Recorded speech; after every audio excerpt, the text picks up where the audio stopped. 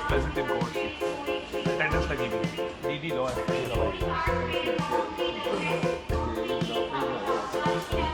बात है जनाब की बात नहीं राजी की बात है नाराज नहीं कर रहा ये ऑर्डर है इसमें वन टाइम मुझे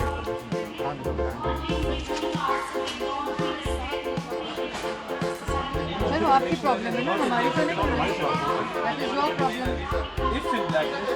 will not stop the petitioner from contacting to the UK from Art on a 15 Saturday for his medical checkup as per his personal commitment the day before this court.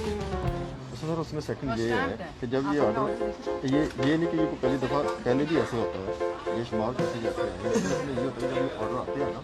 उसके बाद formal देंगे वो return ही है नहीं upload नहीं uploading हुआ तो upload कैसे करेंगे नहीं इमिग्रेशन होगी तो आपको दे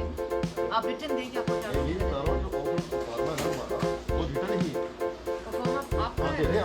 आज इमिग्रेशन आपको बताएं वो दिखाएंगे लेकर आए ना लेकर आए ना मेरे पास लेकर आए